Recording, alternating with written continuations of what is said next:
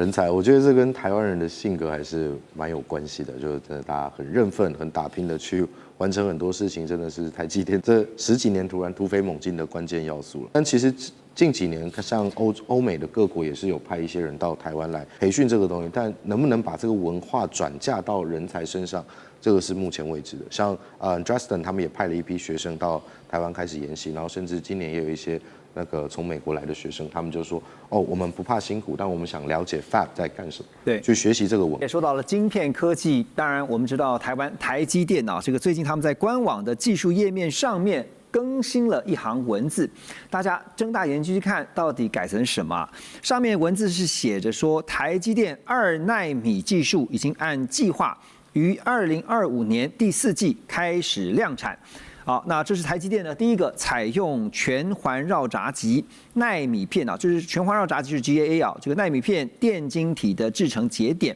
而在新结构中，这个闸极完全包覆由堆叠水平奈米片形成的通道，几何构造呢是能够显著的提升电磁控制力，来减少原本这个漏电的问题。那同时呢，缩小电晶体的尺寸，增加电晶体密度，也不会牺牲效能或者是功耗的效率。另一方面呢，台积电1.4奈米制成的这个工厂的地基工程，在2025年11月初也已经正式开始动工了，量产目标的时间是定在2028年。好，所以二奈米哈，我们科普一下，就是大约是头发直径的10万分之一。黄老师，这个我们提到了2奈米啊，甚至说2奈米以下哈，未来还要攻1.4啊，在研发上要突破的这个技术门槛是什么？就这个问题其实很有趣哦，就是其实 GAA 或者是 MBC Fab， 就三星提出的架构，其实都讲了有一阵子。那真正做出来，并不是在研发功夫上的突破，而是在制程上有一个很明确的突破。那这跟台积电的战略很有关系嘛。那我们今天要做到2奈米跟1.4奈米，那最大的要求是什么？它不要漏电，希望它不要漏电，但是做到这么小尺度的时候，也就像你的隔音材料很薄，你的声音就很容易穿过去，你的能量很容易穿透过去。在原子尺度的这种漏电上，就是来自这种穿隧行为。那台积电可以做到在制程上技术的突破呢？最重要的在于它可以做到原子级尺度的精密的加工跟制造，把它做得非常的平整，让它不会去漏电，这个才是台积电在技术上最大的突破。那回过来说，为什么台积电能够领先业界这么快去量产这件事情，其实跟 CoWoS 有密不可分的关系。大家一想，先进封装，跟先进制程，这有什么关系？对，当时台积电的策略，你今天要用我的先进封装的前提是，你必须把握我的 CoWoS，我的先进制程。所以台积电领先业界有非常多的时间去累积很多 data set， 然后去做它的 coordination， 它做出它全部的象限表之后，它就可以很快的在制程上去提高良率，达到量产的可行性。这是台积电在整体策略跟研发的功夫上，我觉得最大的一个突破门槛。那您觉得2奈米在量产以后哈，因为现在看起来是指日可待的，而且是应该不会太久。如果真的进到了2奈米量产的一个状态之后，全球半导体的格局，就是半导体的竞争格局会变成什么样子？其实最后它可能会开始变成某项特定的某几个专项元件，有某几个特定的公司去做。因为今天2奈米制程甚至14A 这种制程，它是属于国家级建设，国家级建设型的一个半导体制程策略。那这个东西并不是单一一个小公司它就可以去完全支撑起来的。那这样子的制程规划下，它会瞄准几个比较大方向的，尤其是现在最主要大家去看到 AI 这个部分。那至少在 Silicon 在矽跟锗的这个体系之下，我相信它至少走5年、10年甚至15年都是没有问题。那接下来会在这个战局杀到白热化的时候，也许其他就要转型去做其他半导体材料方面，在架构上做更多的提升，因为毕竟这个材料在物理可能已经走到某一种极限了。那在工业的角度上，就是继续去拼谁可以更分工细作的把东西做出来。那另外一个策略是怎么在材料跟物理极限上进行更大的突破？对，这我们讲说台积电，其实台积电现在在除了专业的研发不断追求突破以外，哈，这几年大家知道，因为地缘战略的关系，所以呢，现在所有的厂商都得考虑地缘政治，特别是国际政治、国际关系。好，那我们就来看一下台积电在全球的布局啊。2奈米量产呢，它的重点是在新竹宝山 Fab 20厂。那新竹宝山的 Fab 20厂呢，也已经进入了生产阶段啊，预计每个月会有2万到2万5千片的产能。那1.4奈米的这个制程新厂呢是在中科。根据韩国媒体 Digital Daily 他们的报道说，3奈米制程呢会在 Arizona 的工厂提前将近1年投产，1号厂呢将会在今年就是2026的第4季开始4奈米制程的量产，2号厂呢在2026年第3季要开始安装设备，目标是拼2027年实现3奈米制程量产的目标。好，当然这个台积电。他们承诺，因为之前大家看到川普跟魏哲嘉2个人在白宫开记者会哈，那台积电也承诺说，在美国要建立一条稳定的生产线，甚至现在看到了他们是提前做到的。而且最近媒体也有一个报道，我记得是商周，台积电的供应商啊也特别在讲一件事情，就是说未来呢，不管是材料也好，设备也好，你必须要超过一半，就是在50%是一定要美国制造的。好，所以 Russ。目前台积电告诉大家，2奈米是留在台湾，是告诉大家说，大家不用担心，先进制程还是在台湾，就算在美国的也都是2奈米以上的，好，不是最尖端的，是要让台湾的民众放心。你怎么看呢？台积电跟川普美国政府之间的斗智？请问台湾谁很放心这件事情？因为过去几年，每次政府不管是谁，前经济部长郭哲辉或别人说，将来什么什么时间，1年、明年什么时间，最先进的晶片不会在 Arizona 制产，然后后来已经调票几次了，不是吗？所以我相信所有的台湾人都知道，这个是一个 moving target， 就是说，就迟早的事情。迟早最先进的科技还是会在美国制产。从另外一个角度来看，只要是今天的最先进科技，美国会坚持，美国会需要说，那是今天的最先进的科技，必须要在美国制产。就是在美国一定要比照办理有一套。美国不管怎么样，美国会继续向台湾政府跟台积电施压说，只要是你最先进的科技、最先进的晶片，那你一定要立刻。那当然立刻不是明天，但是美国会坚持你最先进的科技还是要在美国制产。所以以后台湾也没办法继续说，我放这个承诺说，将来几年最先进的科技不会到美国制产，不可能，美国永远不会满意，美国会继续施压。好，但是在海外设厂这件事情啊，其实它并不是说在像是这个开 7-Eleven 一样，好，在台湾这边 OK 的话，到了美国那边立刻就可以马上啊，设备、人力全部都可以找来以后，就立刻开一家分店，因为它是晶圆厂。它不是像开小七一样这么的容易的。所以如果今天台积电必须要先说服美国政府，特别是说服川普哈，在未来接下来的2年，他要让川普知道没有那么容易啦。他能怎么样让川普知道这确实是不容易的事情呢？那当然，美国是不容易的事情，盖工厂需要一段时间。但是台积电不管是在台湾、日本、美国、德国盖厂的话，其实我们都知道，他们速度是相当快，而且通常他们是比原来的 schedule、原来的时间表还提早。盖好工厂，因为台积电这方面真的是非常厉害，经验非常丰富。毕竟他们已经在台湾盖那么多工厂，硬体 OK， 那软体盖工厂他们真的知道怎么做。对啊，硬体 OK， 软体呢？人才人的部分呢？其实我觉得这个应该问黄老师，但是我觉得这个人才的部分是涉嫌到一个不能公开说的秘密，就是说你问100个台积电工程师最聪明、最厉害的工程师，好，你要选择，你将来10几年要继续在新竹、台南、高雄工作，还是你要搬到 Arizona 住在美国，小孩可以变成美国公民，至少拿到绿卡？不能说。你想在新竹还是去Arizona？对不起，我知道台湾观众朋友可能我说这句话，有一些人会不满意。但是你可以这些台湾作为优秀人才，这个选择谁不想去美国了？黄老师补充一下，这个不能说的秘密。人才，我觉得这跟台湾人的性格还是蛮有关系的，就是真的大家很认份、很打拼的去完成很多事情，真的是台积电这十几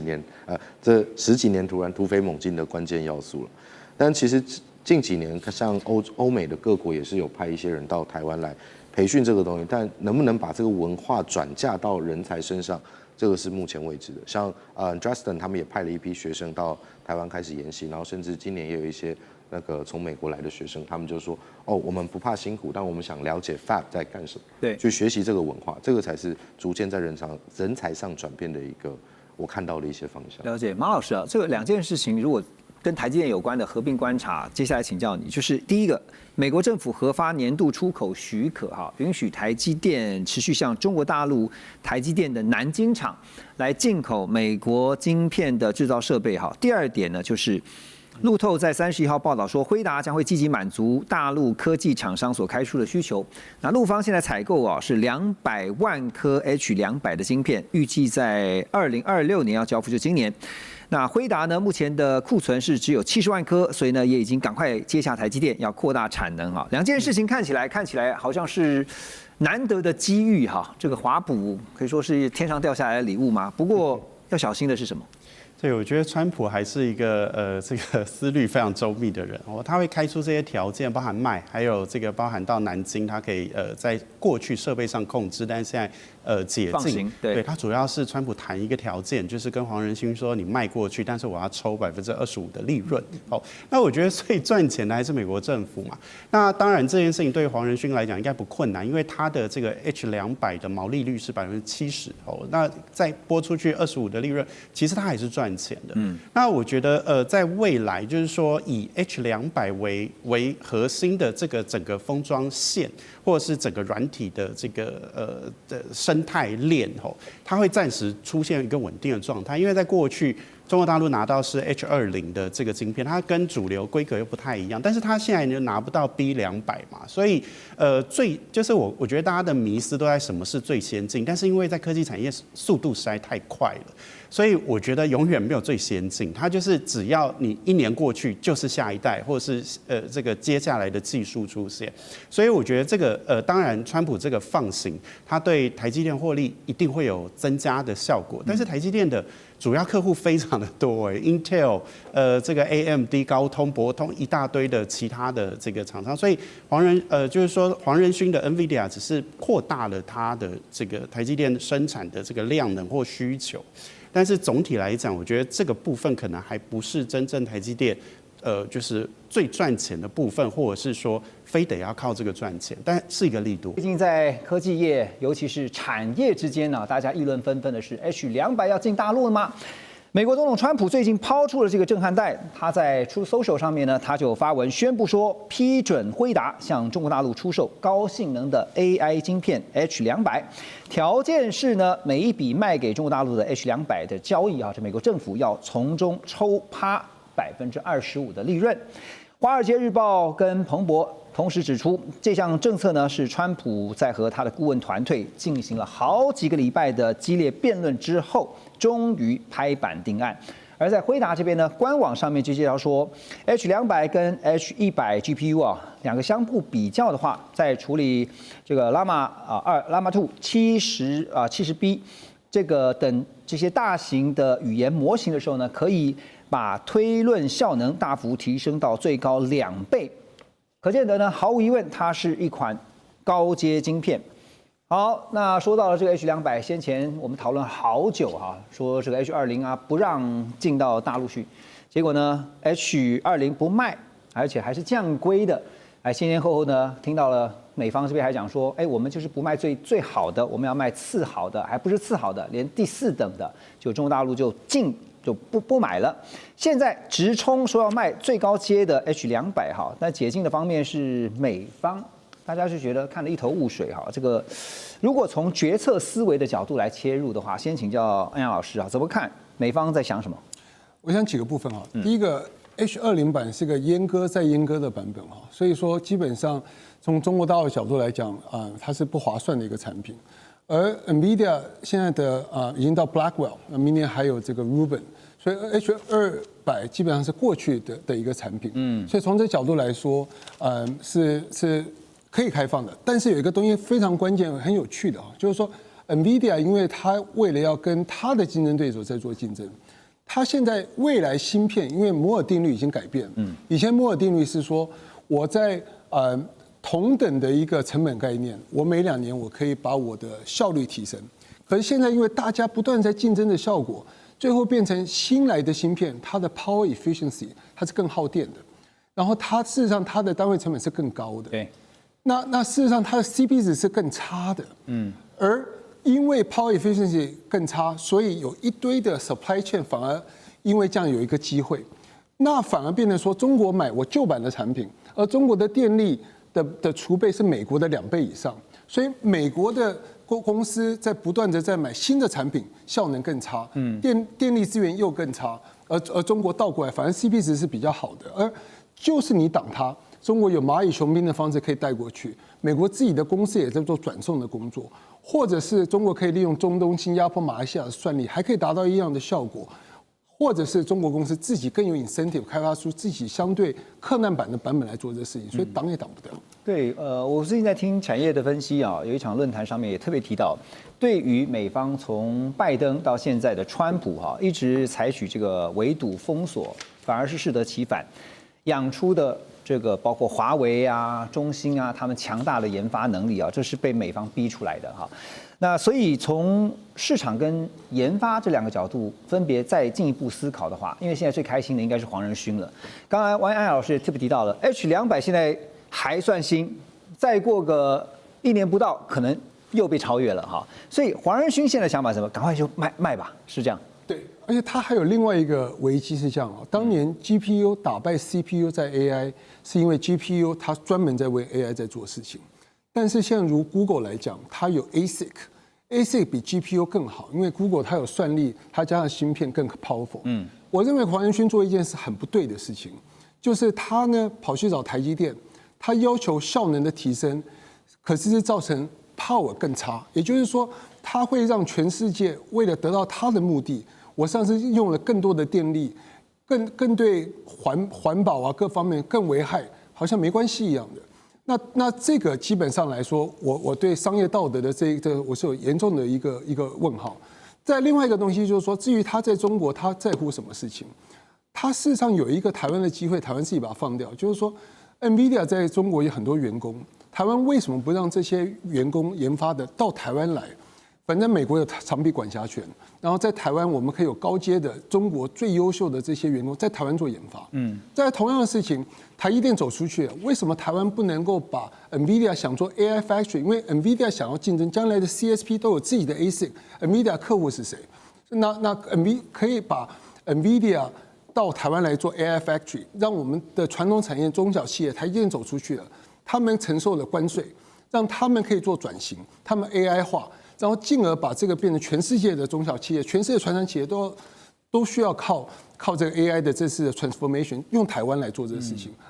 但是因为 AI 太用电了，所以呢就必须要跟美国买 SMR， 就让 nuclear 这个技术在台湾来，美国的 nuclear 进来，然后呢台湾的 NVIDIA 芯片是从台积电在亚利桑那州生产的，也解决到美国所谓的贸易逆差的问题。对，所以其实整个半导体未来在突破上面呢，其实有2个非常关键的要素，一个就是能源，另外一个就是您刚刚提到的高阶的人才是研发的人才。好，那现在 H200说要让卖到中国大陆去了，路透社就报道说呢，目前包括了像谁呢？阿里巴巴跟字节跳动都已经向辉达提出了采购的需求，而且采购的量还不少这2家中国大陆的科技巨头都有意大量的下单。但是必须仍然要等待北京方面的批准。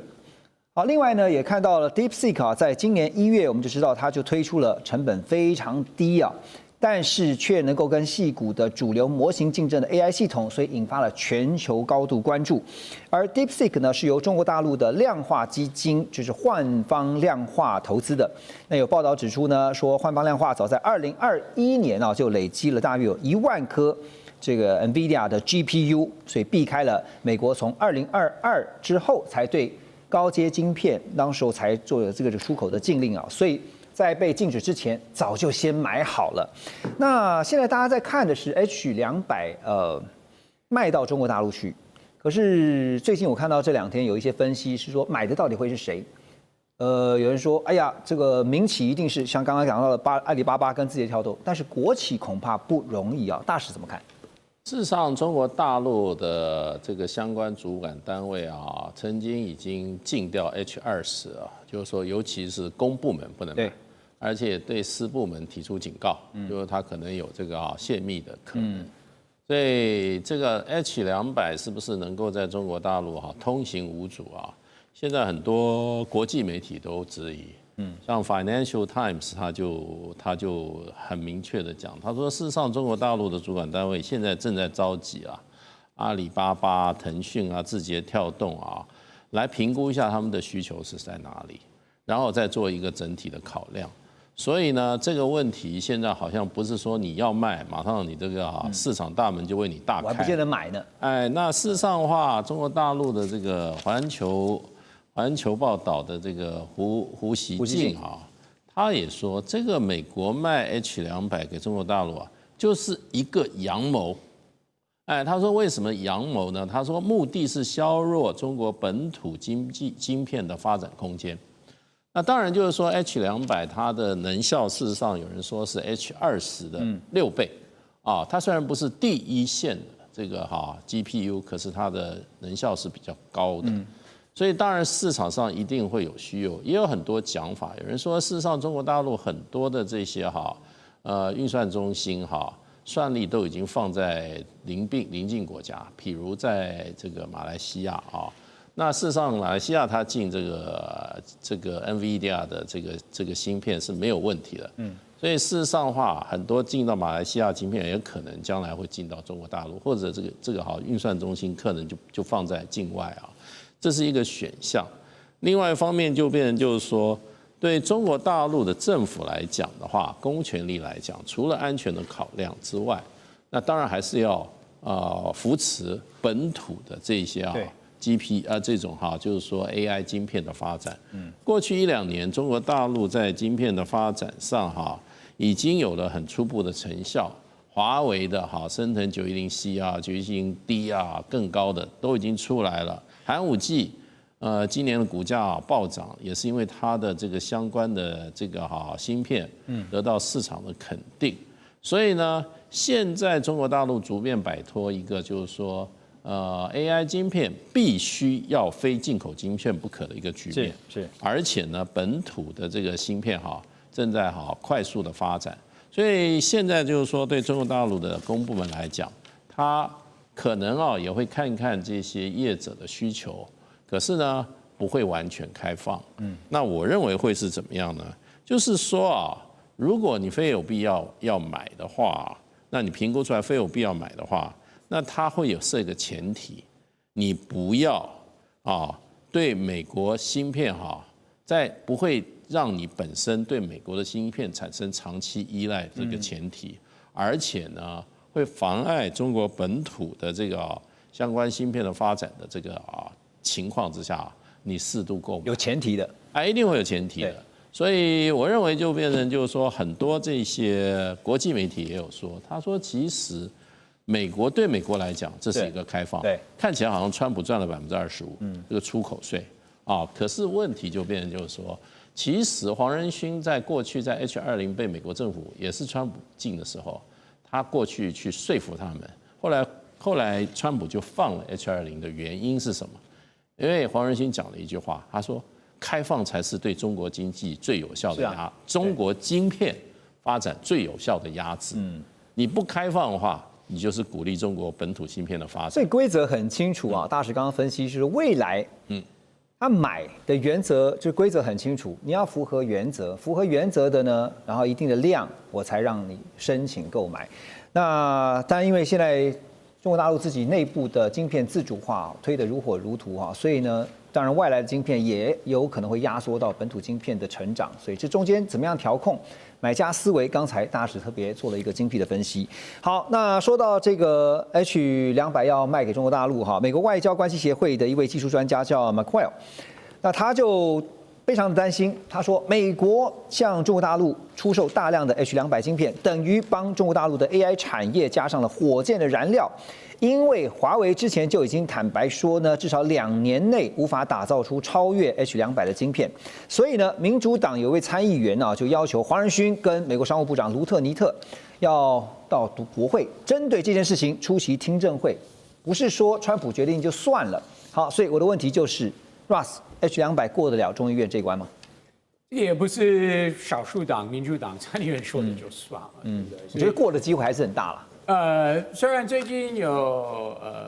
跨党国会议员有提出一个草案，还是要禁止 200出口到中国去，但是会不会通过，真的是要看多数党领袖跟白宫协调。这个不是民主党自己能通过的草案，而且说实在，很多共和党及国会议员，虽然他们对这件事情跟白宫意见不同。但是不想让白宫川普总统难看，所以如果川普不同意的话，他们就放弃了，不会把这个草案通过。但是有关作证这部分，按照黄仁勋的今年的动作，其实他常常接受媒体访问，也常常跟政治人物互动，尤其是川普总统本人。所以我认为，基本上，不管是共和党、民主党招来他来国会作证，基本上会接受。为什么呢？因为他从来就像大使刚刚有说，黄仁勋从来没有怕表达他的立场，而且他的立场也是非常清楚。他觉得最好是让中国依赖我们美国设计的晶片，这个他不是秘密啊，都有你公开说，而且。其实我觉得这个也是很值得尊重他，因为他有一个立场，他愿意表达。虽然有一些批评其实有很多批评，美国对中国的鹰派会批评，但是他还是愿意公开站在他的立场，所以基本上他去国会作证，我觉得他一点不怕。那 Lutnick 不会想去了，因为他怕被少数党攻击。可想而知的是，黄仁勋在这个听证会上面一定会强调是。辉达的晶片卖给中国大陆呢，绝对对美国来讲是有益而无害的。台积电在这个礼拜最新的一个动作是正式宣布，对于退休转任到 Intel 的前资深副总经理罗维仁提告。罗维仁这个人呢，其实在这个礼拜真是声名大噪哈。原先大家都不知道台积电，也许内部的人会知道，科技界人会知道，但是一般的民众可能并不会知道。但是这几天真的是声名大噪。那风传媒也报道说，其实罗维仁他是非常少用电脑的，跟设备商、材料商在开会的时候呢，根据亲近他的人说，这个所有的技术细节他都是手写记录下来，所以多年下来累积的笔记量非常惊人，甚至形成了个人化的先进制程知识库。所以呢，今年罗维仁在7月份退休之前那他要幕僚帮他整理资料的时候呢，他的幕僚竟然打包出了超过20箱的手写稿，而这些手稿呢，现在也被外界质疑会不会包括了像2奈米甚至是2奈米以下的，像 A16就是1.6奈米、1.4奈米、1奈米，甚至是0.7奈米这些关键技术的讨论记录，还有会议摘要。因为最近讨论罗维仁，很多就是说。他都已经当到台积电这么高层了其实不缺钱我看到也说是为了一个什么使命感吗？还是说有其他的背后的动机？而且呢，大家也在讨论的是，在他退休之后，就应该在退休之前曾经也被问到说，那你退休以后要去干嘛？他说要转去做学术机构结果呢，没有想到就跳槽到 Intel 那现在呢，旧东家就是台积电呢要打法律战，可是新东家 Intel 表达力挺之意。这 Intel 呢就发表声明说现在有很多的臆测你们都是在猜，可是没有迹象显示任何的指控是具有可信度的，而且强调说，企业之间的人才流动是产业运作的正常现象。而国外媒体呢，这个叫做 WCCF Tech 的报道指出 ，Intel 的执行长陈立武在一封发给内部员工的备忘录也直接说 ，Intel 现在全力支持罗维仁加入 Intel。我要先问的是 ，Intel 跟台积电会不会因为这件事情，在关系上发生什么样的这个变化？吴磊老师，您觉得？我想，当然 ，Intel 跟台积电本身它是既合作又竞争。对，所谓合作就是像 Intel 像很多的，包括像先进的制程，它仍然必须要委由台积电来代工。那竞争的部分来讲的话，大家当然知道说，像 Intel 本身，包括像18A 也好，未来14A， 它基本上它都等于台积电的2奈米，只是它目前为止良率是很差的，因此来讲的话是不符合成本的。因此这个问题可能会涉及到几个问题。第一个问题就是台积电本身跟这样一个资深的副总本身来讲的话，两者之间的法律诉讼如何？那第二个来讲的话，当然就涉及到 Intel 本身跟台积电本身彼此在竞争跟合作上会产生哪些新的一些所谓的新的变数嘛？是。但是我想这个问题会比较复杂一点来讲的话，因为涉及到几个问题。首先第一个来讲的话，目前为止来讲的话 ，Intel 的最大股东是美国政府的。美国政府占了 Intel 本身，因为89亿的晶片法案嘛，大概占9.9%。现在是美国政府是 Intel 第一大股东。那第二个罗威仁，当然他是目前为止查了一下，他是拥有美国护照的人嘛，所以他也持有美国国籍的嘛。对。那因此台积电他所提出的法律诉讼来讲的话，就要看这个禁止竞业条款当中有没有涉及到违法的部分嘛。但是最终来讲的话，法律在执行过程当中，以及美国方面来讲怎么来宣判来讲的话，那是取决另外一个问题。所以我们看到说，其实这两个之间来讲的话，基本上跟美台之间有关于科技管制是没什么太大关系的，跟美台之间有关于在经贸谈判跟236条款也并没有很大的关系。这个问题涉及到的是台积电跟 Intel 本身在有关于先进制程跟高阶制程跟下一代当中的双方在竞争跟合作上到底是采取什么样关系嘛？对，而且我最近看到一个分析报道，我也想请教您哈，就是特别提到了台积电的难处，就是说如果真的进到了法庭的攻防，你必须把所有的资料啊，甚至包括机密资料，你可能必须要去提出来哈，就是你真的窃取了这些机密，可是这些机密也会因此而外泄啊。因为这里面会涉及到几个问题，台积电如果不提告的话，外界的想象空间会非常非常的大。那台积电的提告至少要几个目的嘛？第一个目的来讲的话，具有所谓宣示性跟恫吓性的效果，就是说，因为来讲的话，台积电它有各式各样的协力厂商，有各式各样的合作的厂商，因此透过这样一个提告本身，当然可以对有关于 Intel 在先进制程乃至于跟台积电具有竞争上来讲的话，也可以产生一些所谓具有若干吓阻的效果嘛。对。那第二个来讲的话，台积电其实目前为止来讲的话，当然你说罗威仁一个人，当然代表是这是一个算是一个技术资深最重要的副总，但是你说以台积电这样一个庞大之间所拥有的专利，那以一个人要把所谓台积电的这样一个所谓的优势当中，能够有效的移转到 Intel 当中，我想应该也不至于嘛。但是大家比较担心的就是说，因为 Intel 会不会因为罗威仁的这样一个参与，缩短了它有关于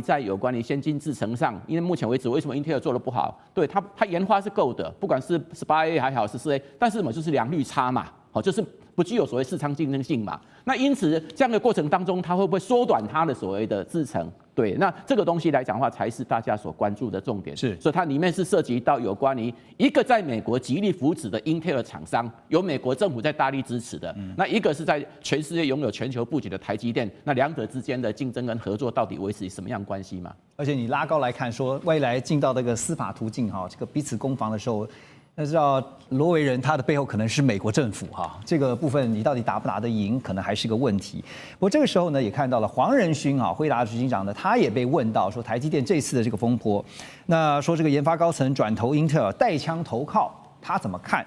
黄仁勋说呢，他对于细节不知情，但是呢，他坚信台积电的韧性和稳定性啊，因为他说台积电呢，并不是只仰赖单一个人。台积电的强大基础是建立在复杂的技术、深厚的企业文化，还有多面向的科技实力之上。而且呢，在讲台积电的同时，也不忘去捧一下辉达。他说这个辉达的技术呢本身就极其复杂啊，这些技术也是充分展现在他们的晶片设计啊，还有系统软体当中。那辉达的成功建立在所有的技术必须要整合才能够运用的基础上，技术过于复杂，难以真正理解或者是复制。辉达是花了33年的时间才建立这些技术的壁垒，让很多人难以达到这个门槛。最近大家不是听到他讲说，他还特别责怪了他们的公司高层了，因为高层说不准这个员工使用 AI， 结果呢他就说，怎么我们自己是 AI 未来相关的这个公司哈，所以黄仁勋他就下了一个结论，他说就算有人离开辉达，他也认为没关系哈，因为辉达的技术是非常难以复制的。所以陆老师，现在美国就是还是对于中国大陆在科技方面是做了很多的管制封锁哈。但是中国大陆的科技厂商绕道拿到辉达的晶片我们也常常看到这样相关的新闻，像 DeepSeek 也确实参照了辉达的 AI 晶片回到说技术真的是无法复制吗？这一点问题你怎么看？当然，有些技术是可以复制的，有些技术真的是没有办法复制。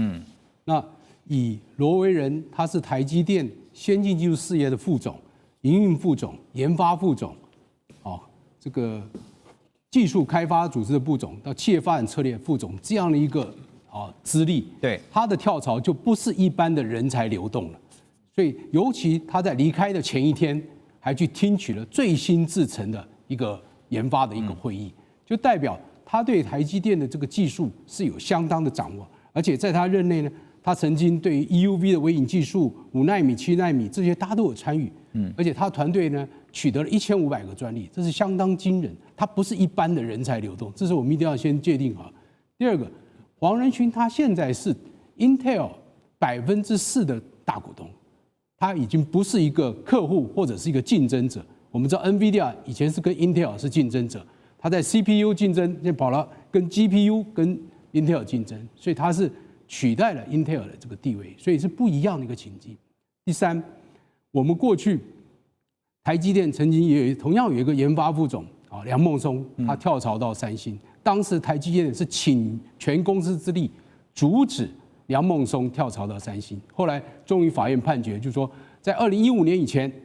你不能去三星任职，这是法院最终的判决是这样子。所以，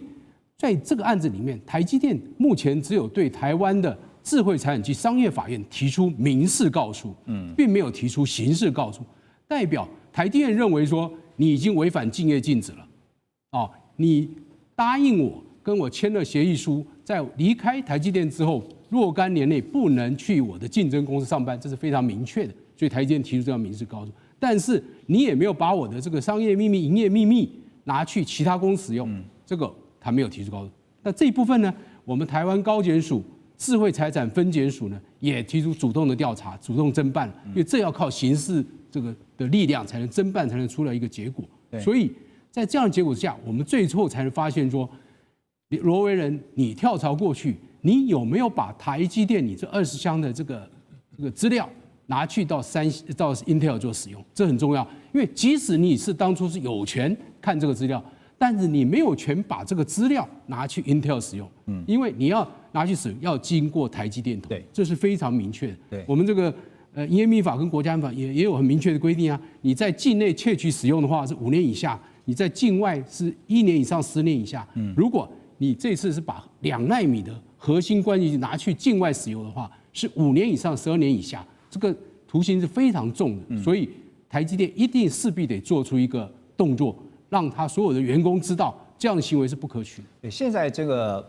陆陆续续有看到说，为什么罗维仁这个离开了台积电之后，他会去 Intel 哈？现在原因众说纷纭啊。但拉回来看说这技术层面的部分我要请教一下黄老师因为我看了一下罗维仁他的一个资料。其实罗维仁在台积电其实立下蛮多战功的，他还是这个台积电的夜鹰计划主责的。夜鹰计划就是24小时让台积电整个工厂运转不停歇所以在28奈米其实是赢过对手的关键。可是在这次跳到这个 Intel， 大家就想说，哇，你带走如果是2奈米甚至是以下的这个技术，为什么这个先进制程会这么的让大家紧张就是说，因为它最先进嘛，那当然就是技术含量也是最高的，它最主要那个部位是什么？哦，这个问题其实蛮有趣的，就是其实我们在学程里面，我们从去年，因为 Intel 本身是一家 IDM 嘛，然后到 Fab， 我们都在讨论说，这2家公司在那个时候他们换了那个把基辛格换掉，然后14A 厂正在盖，对，一直在这样过来这个过程，其实都发生挺多有趣的事情。刚好最近我们在学程里面也在讨论这个罗维人这件事情哦。你说最关键、技术含量最高的这个部分，我们开个玩笑说，其实最关键的部分在工人智慧。为什么我这样说？我们都说做晶圆这个东西就像在烤披萨，你的 recipe、你的材料，它其实都只是一个起点。就哪怕说罗先生跟设备商、材料商开会把技术细节做，那叫做起点。刚刚那个何荣您也提到了说夜鹰计划嘛，十多年前。那个时候，那个10万青年10万肝，积极轮班救台湾。10万肝，对。那这个其实，在过去这个过程中，最重要的就是怎么把设备大家都查得到去哪买的，甚至打听可能都打听得到，但最后进来了之后，里面怎么去改装的，里面怎么去绕过一些东西，然后再来就是如何去提高产能。其实最关键的还是刚刚几位2位老师讲良率。对。这个才是它技术含量最高的关键部分，因为今天台积电当然买来它做制程，因为它有一个非常成熟的产线，非常好的一个场域，它把这些兜起来。但是这个设备是谁提供？它不会自己去做设备。所以其实你说技术含量很高的，其实是这些我们台湾的这些辛勤的工程师们，他们堆积起来这些所谓真正的工人的智慧。所以罗维人离开了台积电，那没有，如果整个团队都被挖走，整个 Fab 都被挖走。那个才会是最恐怖的一件事情，这是我个人的一些看法。所以简单的请教你哈，就是说从良率这个角度来看的话，就算所有的东西食谱啦什么都偷去了，但是呢，想要短期之内提高到良率 ，Intel 也是办不到的，是这样吗？我个人觉得相对是辛苦嘛。今天就像霸味姜母鸭，你去吃龙门路那条店，还是你吃和平东路那条店，那味道上肯定也是不一样的。那你说短期内马上要追到什么？你就算去吃了好几次，用了好几次。你也不见得知道里面的 know-how 是什么，没错，除非你把那整个团队都挖过来，这个才是最直接的。对，就好像以前我们听过一句话，罗马不是一天造成的啊，台积电也不是一天就称霸的。最近台积电有一件大事啊，大家一定也注意到了，就是发生了令外界哗然的这个2奈米制程技术机密外泄的事件。那目前呢，根据已经知道的讯息显示呢，相关的机密是流向了重要半导体的设备制造商，在全球是排名第3大的日商东京威力科创。这个事情爆发之后呢，东京威力科创除了把涉案的员工已经开除了，也表示会全力配合台湾的司法调查，而且公司特别这2天派了2位高层来负荆请罪，但是抱歉，现在呢已经进入司法程序了，来不及了。好，那知名的半导体分析师啊，这个陆行之也表示说呢，以前我们看到都是台积电的员工离职，把这个技术呢偷到中国大陆的中芯国际。当初台积电呢还因此在整个诉讼之后拿了中芯10%的股份。陆行之说，他当然希望台积电呢赶快就是进入到这个跟 Rapidus 还有东京威力科创的诉讼程序，哈，至少也要拿个10%到20%的 Rapidus 的免费技术股份。这个技术真的不是免费的哈，所以一定要把它拿到这个技术入股啊。那台积电呢，过去曾经也因为呢机密的保护兴起诉讼，最知名的就是刚刚提到的中芯半导体的侵权。2003年，台积电指控中芯窃取机密，2年之后双方先和解。说中芯必须在6年之内要支付1.75亿美元的专利授权金给台积电。那当时呢，中芯是透过大举的挖角台积电的员工，拿到相关技术的机密。2006年，台积电呢又发现中芯持续的不当取得了相关的机密又再次的告中芯。双方后来是在2009年达成和解，除了中芯要先给这个1.75亿刚刚提到的美元的这个授权金之外，还必须要支付2亿美元，然后无偿的给台积电8%的股权。台积电呢还用每股1.3港元的价格认购了中芯2%的股权。好，那这个事件来看，这个整理的非常的详细啊。我们讲说主谋就是这个他到东京威力科创去任职的工程师。那他离职之后呢，就伙同了包括台积电研发中心的6位研发中心人员，还有呢他非常熟识的2位一位姓吴，一位姓戈这2个呢都是他的前同事，所以呢就透过包括这些前同事在台积电呢从内部提供资料给这个陈姓工程师。那目前这个陈姓工程师呢已经被东京威力科创给 fire 掉，然后呢也羁押禁见。好，那台积电的2位涉嫌泄密的工程师呢，也现在被羁押禁见当中。现在台积电在处理这件事情上面，现在已经传出最严重要连坐5级来做惩处。好，我要先请教雷姐的是这次的泄密事件，大家都会觉得说，那大概就是企业跟企业，就刚刚提到说台积电跟中芯之间曾经有过的这样的一个纠纷。可是大家也在怀疑一件事情是，难道东京威力科创后面没有更大的一个国家力量？这是现在大家起人疑窦的部分。对，最近最常听到的笑话就是说要常常去 Starbucks 喝咖啡了，因为他们在那里交换这些资料。我自己回头去算算，应该是这40年以来最大的产业间谍事件。应该没有比这更大的因为它不是在现有的制程，它包含了未来的发展。刚才我们在讲 Intel 跟 TSMC 在美国的时候就已经讲过了，现在2奈米已经是差不多是定案了，可是2奈米加上 AI 的那些新的设计，还有未来的各种的应用，再加上将来更小的，像18A 那个，简单的说就是比2奈米更小的1.8，但是事实上不是1.8了但是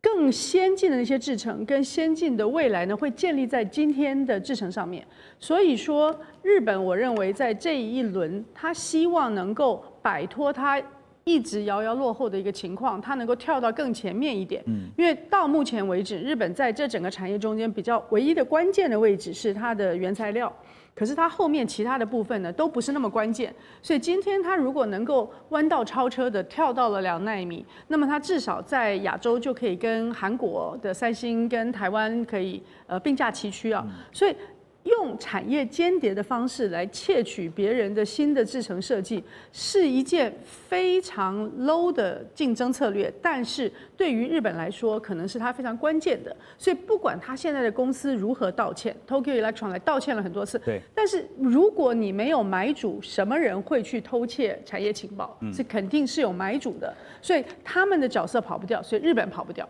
再来呢，就是台湾跟美国中间的关系，那美国有没有一点希望能够在日本的半导体已经晚了30年之后，给他们一个新的机会，让他可以成为他更可靠的第2对手，就好第2的这个对象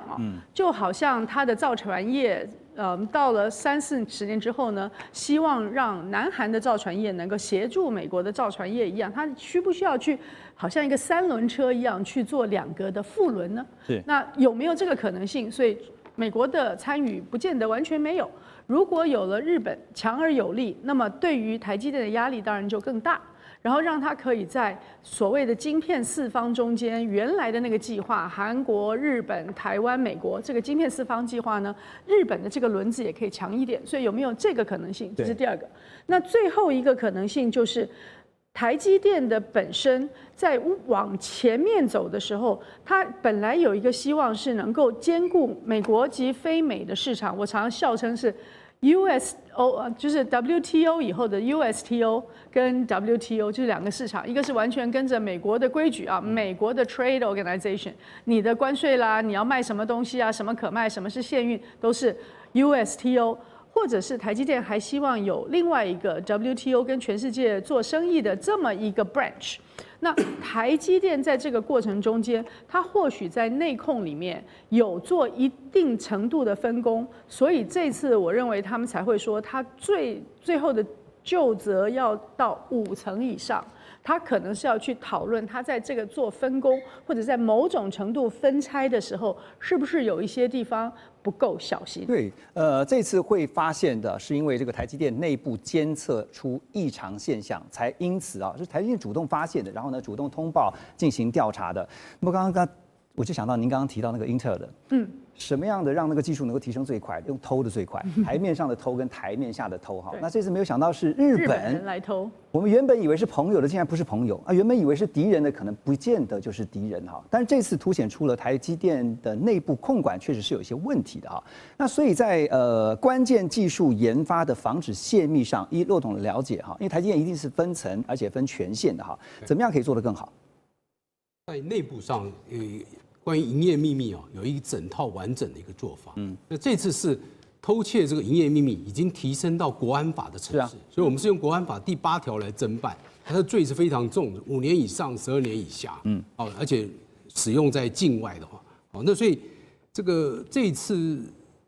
台积电速度也算蛮快的，因为我们的对手，我们在这个对手是 Rapid 在拉丁文就是快速，他希望赶快成，所以这个东哲郎他是这个东京威力创的这个前任的社长，他现在是 Rapid 的这个创办人，他希望赶快追上我们台积电。那现在我们还没有办法证明，Rapid 就是背后的这个引武者或者背后的一个支持者，我们现在没有办法证明。目前是被怀疑，现在只是检调在积极侦办。但是我们记得2018年、2017年、2018年的时候，当时美光控告我们联电偷窃他的这个营业秘密的时候，他是3个部长一起出来在美国开记者会指控联电。就后来根本没有办法证明联电有主动积极的需要窃取他们的这个营业秘密，所以我觉得政府部门检调单位在这个案子一定要非常的慎重来侦办，找出背后到底是谁要求这个诚信工程做这件事，因为他拍了700多张，而且背后是有人指点他，我就是要那其中哪一段，这就是非常引人怀疑。主要是因为这个是涉及到刚刚您提到国安层级了，军中其实有很多机密跟国安层级是一样的哈。那防范知道。我想在所有的制造产业之中，我其实这个是从这个叫做阅读有关中国大陆它对于这个军工产业的保密的这种程序。我们的生产要素包含数据制成、机具、环控、这个资料、程式、组件很多个。它基本上来讲，第一，资料分除；第二，你要建立内控的机制，而且呢，你要拆分所有的机密。你一次破解了一个 directory 一个档案之后，你没办法知道所有的。而且呢，这个要组合之后才能去运用跟阅读。而且呢，最重要，你要藏一粒沙就藏在沙滩，你要藏一根树枝就藏在森林。所以呢，一个真的档会混着几百个这个假的档，而且资料存取每一个动作都会有记录。不光是只有光学的，就是说摄影，你这边的监控内控，你的资料的存取，然后呢去打开，然后用了多少时间，全部都有一个档。然后它有一个自动增减的程式，去你异常的去阅读某个资料过久，或者说是那里头可能一个档是真的，其他有99个假档，而你就能够啪一下读到那个真档。另外还有一个呢，就是说，在中国大陆军工产业很多东西已经再没有用那个就是 text 档，也就是没有文字档，全部把它就变成图像档，然后再结合乱码。然后把图像档资料变成转换成不可以复制、不可以输出的图档，你必须结合乱数才能打开图档，而不是说你马上就有那些 ASCII 的 code 的那个就是这个数码档可以对外输出。最重要还有一个就是中国大陆这个有发展一个技术，就是对于荧幕有一个反荧幕干扰，也就是说你用手机一照你知道出来的时候是乱码的像。对，它是有一个那个增减的那个，你可以透过技术去防避。对，以往是对那个光学有那个就是闪光灯，现在已经发展到只要它有这个照相取像，因为为什么？因为你在照某个东西，你必须把那个画面给凝结在。那凝结，假如你手没有放在键盘上，那手一离开键盘，那个就开始就有反干扰，就开始有点像现在那个。所以这种技术其实多得很，但是呢，最重要一个字。钱，你所有这些就是说保安这些东西，就是要砸钱下去。我觉得今天台积电自己要检讨，你有没有足够的投资？是不是在伦理上出了问题？恐怕也是值得大家一起深思的。马上回来。2025全球局势必须关注，中美赛局牵动地缘风险，连带影响台海两岸未来。环宇全世界，关心全世界，权威分析，专业观察，客观立场。每周6日，请您准时锁定，一同关心全球大事的瞬息万变。